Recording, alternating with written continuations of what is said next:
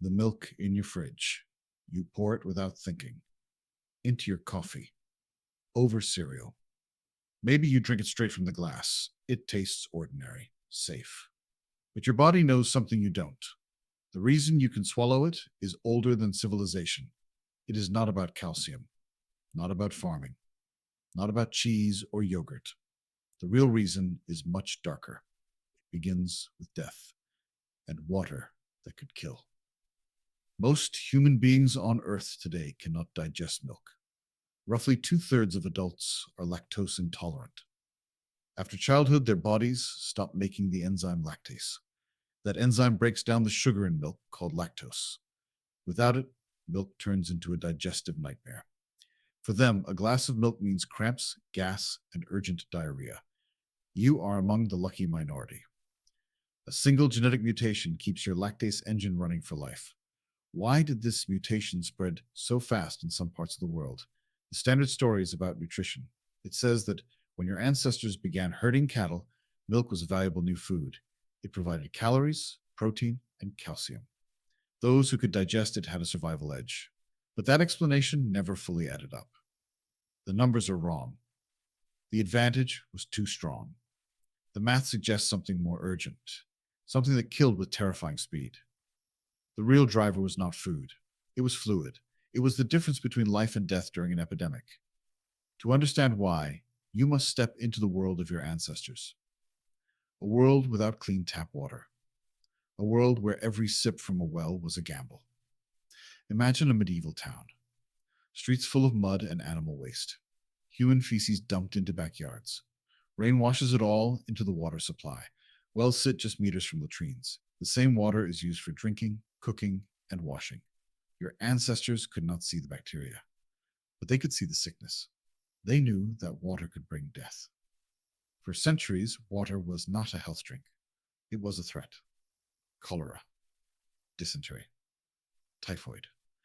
These diseases spread through fecal contamination. They kill by draining the body of its fluids. A person can die of dehydration within hours. In dense communities, outbreaks were common. As late as 1854, cholera ravaged London. A physician named John Snow traced the outbreak to a single water pump on Broad Street. He showed that water contaminated with human waste was the culprit. That was a scientific breakthrough. But long before him, people sensed the danger. They often avoided water entirely. Instead, they drank fermented drinks like weak beer. And they drank milk. Fresh milk was unique. Inside the animal, it is sterile. It leaves the udder with almost no bacteria. If you milked a cow or goat and drank the liquid immediately, it was safe. It did not carry the invisible killers that lurked in communal water sources. In a world of filth, fresh milk was a rare, safe liquid. But there was a catch. A vicious catch. For most adults, milk was anything but safe. As you grew up, your body normally turned off the lactase gene. Without that enzyme, the lactose in milk reached your colon undigested. There, bacteria feasted on it. They produced gas and acids. You would bloat. Your stomach would cramp. And then the diarrhea would come.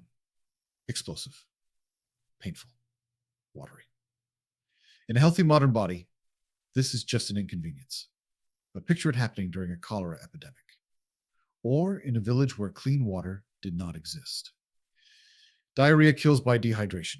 If you were already struggling to stay hydrated, milk could be a poison. For those who were lactose intolerant, drinking milk meant losing precious water. It could kill you as surely as the contaminated well. Then something shifted in the genome of a few humans. A tiny change, a single nucleotide in a region that controls the lactase gene. This mutation kept the gene from shutting down after childhood. It was like a stuck switch.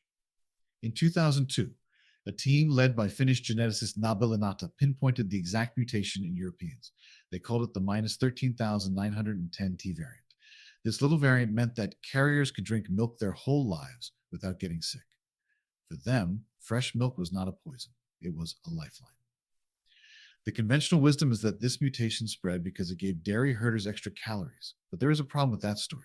The speed of its rise is astonishing. In evolutionary terms, -13,910T went from rare to near universal in some populations in just a few thousand years. Such rapid change means the selective advantage was enormous. A few extra calories from milk cannot explain it alone. In a world where food is scarce, milk helps, but it does not stop a plague. Researchers began to suspect a different pressure. They noticed a pattern.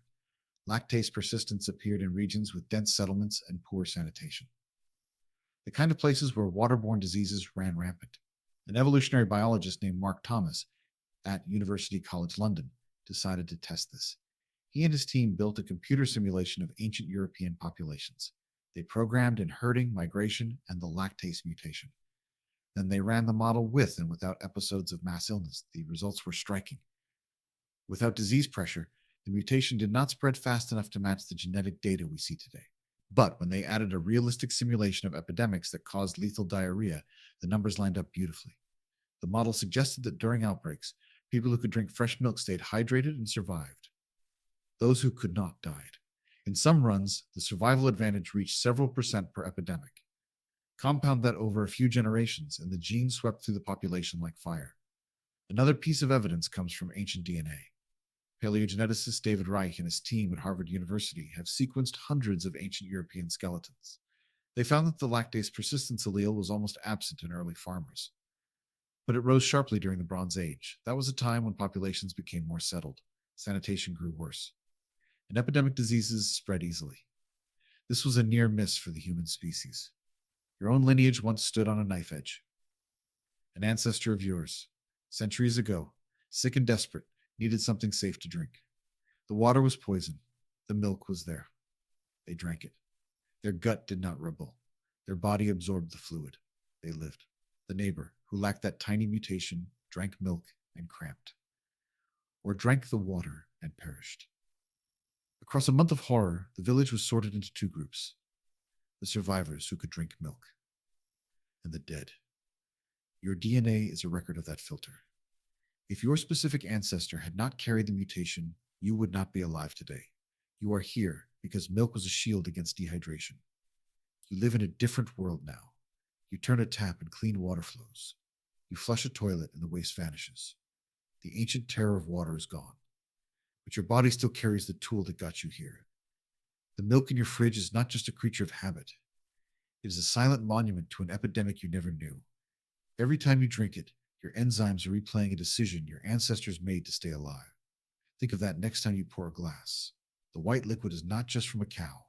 It is a message from a plague survivor. Your DNA still remembers the taste of safety. You are alive because milk was pure when water was death. And the reason you can digest it has nothing to do with nutrition. It is an ancient survival hack written in your genes. The carton in your kitchen is a relic of a time when drinking the wrong thing could kill you before sunrise.